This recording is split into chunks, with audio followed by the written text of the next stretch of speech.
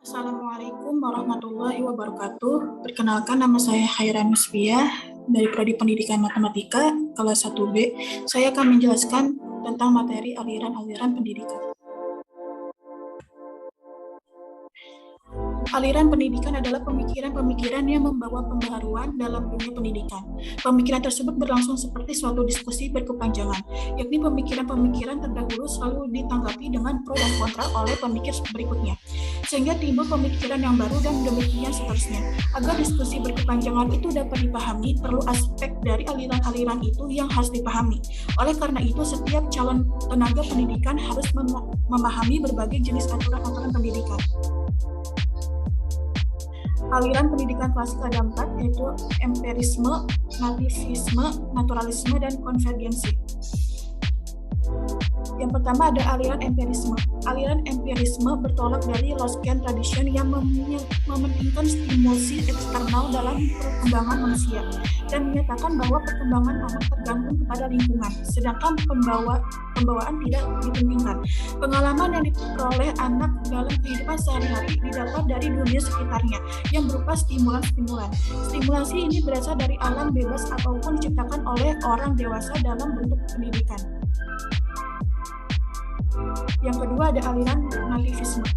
Tokoh aliran ini adalah Arthur Schopenhauer, seorang filosof Jerman yang berpendapat bahwa hasil pendidikan yang berkembang manusia itu ditentukan oleh pembawaan yang diperolehnya sejak anak itu dilahirkan. Anak itu dilahirkan ke dunia sudah mempunyai pembawaan dari orang tua maupun sekelilingnya, dan pembawaan itulah yang menentukan perkembangan dan hasil pendidikan. Faktor lingkungan termasuk faktor pendidikan kurang berpengaruh terhadap pendidikan dan perkembangan anak. Bayi itu lahir sudah dengan pembawaan baik dan pembawaan buruk. Oleh karena itu, hasil akhir pendidikan ditentukan oleh pembawaan yang sudah dibawa sejak lahir.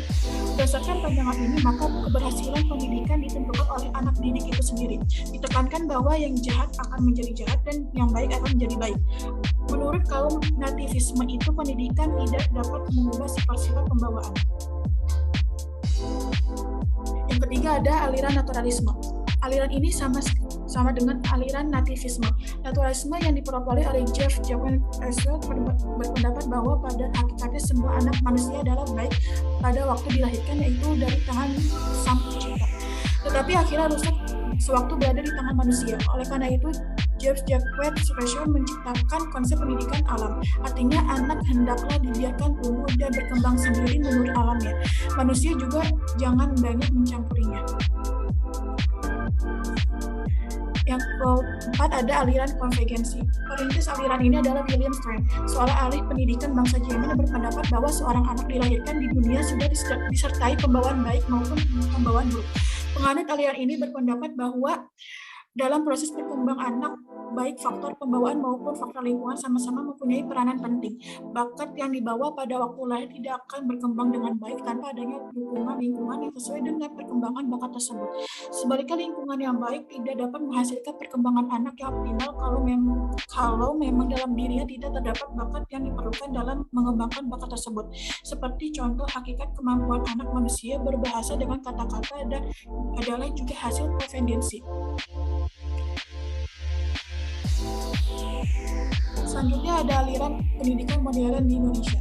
Yang pertama ada progresivisme.